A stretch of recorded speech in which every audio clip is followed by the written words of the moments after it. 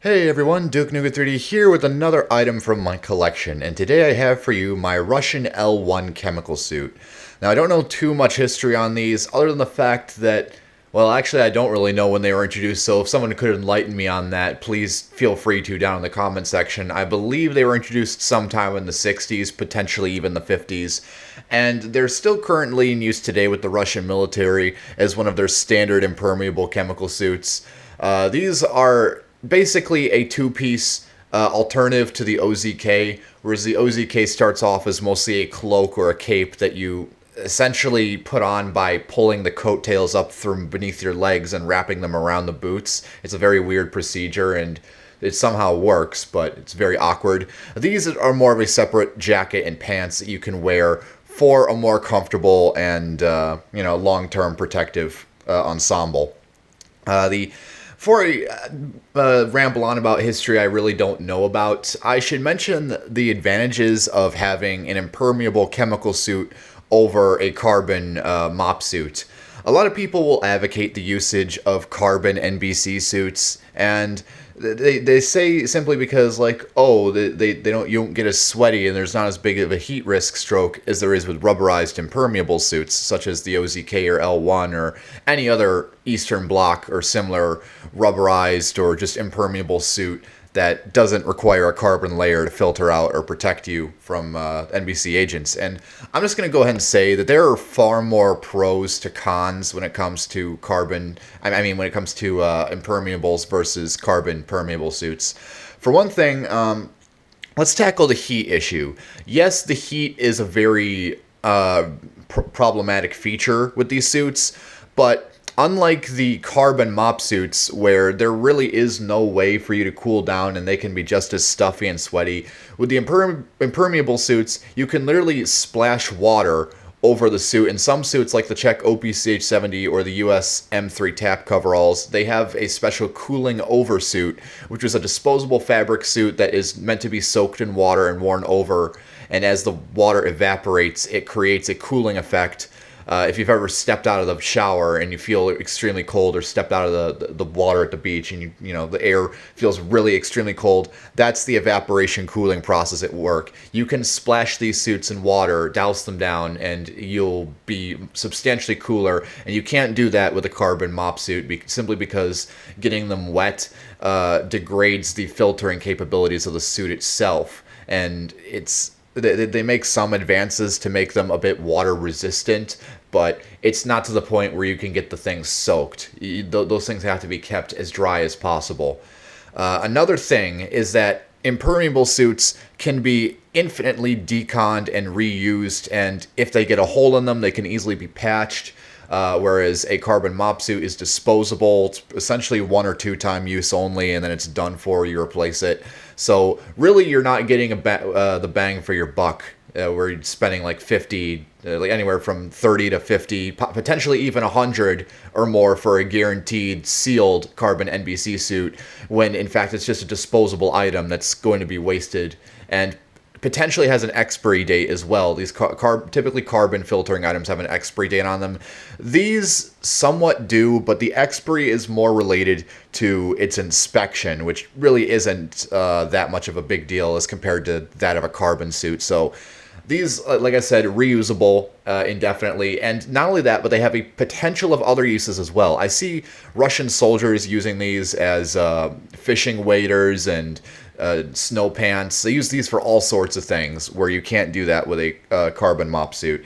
But anyhow, that's just my 2 cents on the issue. And before I continue on any further about that, let's get down to the individual pieces of the kit in review here.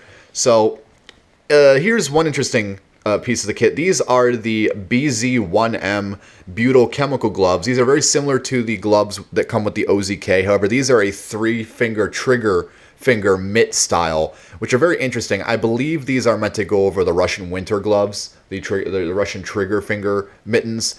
It's kind of interesting when you think about it, that these are essentially just winter chemical gloves. I don't think that's what these are for sure. Like, I don't know if that's what they are for sure, but it seems likely given the immense size of these and just the generic shape and style of them. Here you can see the markings BZ1M. P2 means it's a size medium. I believe this is the date, 1986, and some serial stamps here and there. And overall, the quality is decent on these. So much so, some of you good collectors have probably seen photographs of Russian soldiers taking OZK gloves and stretching them to immense and impossible distances. I've seen Russian soldiers stretch OZK gloves to cover their head. I've seen one photo where a Russian soldier had an OZK glove covering his entire fucking body, for God's sakes. These things are just indestructible. You can't, they're just so stretchy and versatile, and you can't ever tear these things. You have to be really trying to damage them. So they're really nice gloves for what they are. If a bit crude, but they get the job done. Next up is the jacket. Now, I'm going to move on away from the pants here. So like I said, the material is a rubberized sort of nylon fabric. Here is the cuff for the gloves, or the sleeves. As you can see, it is slightly elasticated. It's a bit looser than I desire it to be. Seems to be a problem with the Russian chemical suits, is that the elastication isn't all that secure, and it's all the elasticated portions are very loose and open. And you may notice this loop here, and that's for your thumb to stick through and maintain that the sleeves stay down at your wrists. Another weird feature about the L-1 jacket is this crotch strap, which I kind of find a little tad unnecessary, but it helps keeps the elasticated portion of the suit down against your body so that no leaks could be present. Very heavy-duty seams on these suits. I've read reviews for these, and people say these never fail. These suits will last you a lifetime and then some. The material the suit is made of is designated T15 from what I've read. So basically just a very light rubberized nylon material, waterproof of course. It does take a bit longer to dry than solid rubber due to the fact that it is not entirely smooth. It is a bit rough feeling, slightly textured, but not too big an issue. Still waterproof, still will get the job done. Now this is where things are going to get weird, because my particular example of an L-1 suit has parts from an OZK suit patched into it. This hood that's on it right now is actually an OZK hood. They did make OZK suits out of gray T15 fabric like the L1s, and not just that turquoise aqua colored fabric, which I personally really like, and I think it's aesthetic. But nonetheless, this particular L1 suit that I own has OZK parts patched into it for whatever reason, probably to save cost and save time and recycle and things of that nature. But an original L1 would not have an elasticated opening such as this. It would just be a very thick seam, and the opening would be a lot smaller than this, typically, because it's basically a pressure seal. There's no elasticated seal on an original an L1.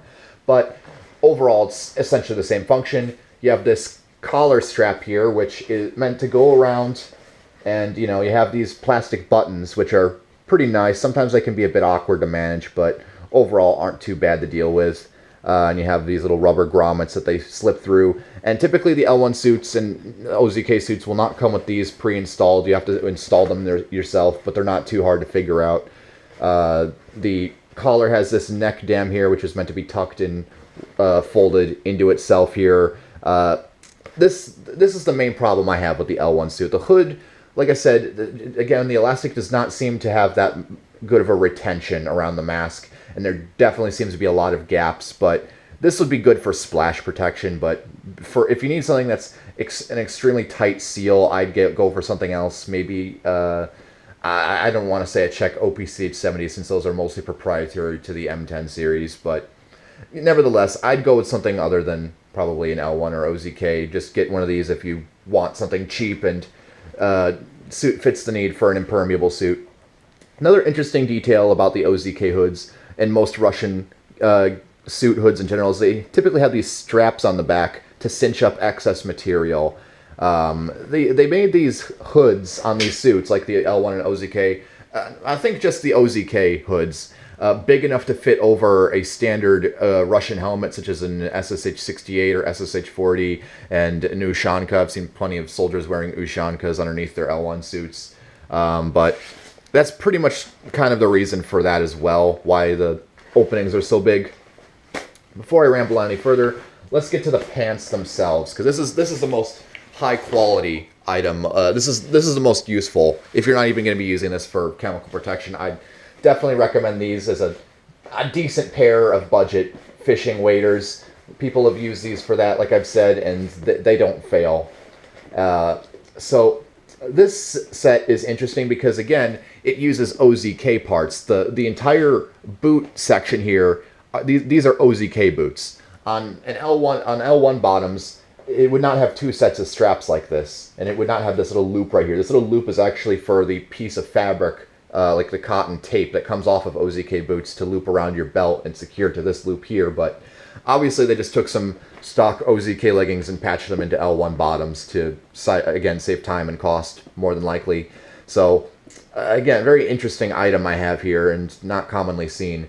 But overall, typical same function as the L1 suit normally would be. These are over boots. These are not meant to be worn as standalone boots. These have to go over a set of properly sized shoes. They are wide enough to fit most typical shoe sizes. I'm a size 11, and these fit over size 11 boots quite nicely. They'll fit just about over anything, pretty much. Leg straps can be kind of irritating, to be honest. These are meant... I don't really think you need these all that much. They're... what I recommend when you're wearing these is you have them on the loosest setting possible, because if you're crouching down or trying to sit down while these are strapped all the way tight, it's going to be a big pain in the ass and kind of weird and restricting. And so I totally recommend just not really bothering with these. Just do them up to the last grommet, and that's about as good as you need it. You don't really need anything else. You have some more stamps here. One of these, I'm sure, is the date. That's obviously a size 2. This might be the date right here, 1989. As you can see, T15 fabric, as I mentioned before. You have an OTK, I guess, inspection stamp. This is OTK 16 or 15, I believe. I can't really quite tell because it's somewhat faded. Same deal for the other legging. The pants also have a pretty cheap set of suspenders built into them. A nice civilian elastic as well. I kind of found that amusing. And I have a lot of problems with these. These sometimes like to slip, being as thin as they are, even. And the thing is, you don't want to over tighten these. You just want to loosely cinch these up, because you want to have a bit of excess material for when you're crouching or sitting in these suits. But even still, these are kind of irritating sometimes, but they're not the worst design. And you have plenty of excess material with these leggings. You could basically wear body armor and full LBE underneath these leggings. They're so big. They're like clown pants almost. But anyhow, that's pretty much it for my review of the Russian L-1 chemical suit. I'm sorry that the history, quote-unquote, and my little rant on carbon NBC suits kind of took up most of the video, but I hope you enjoyed otherwise.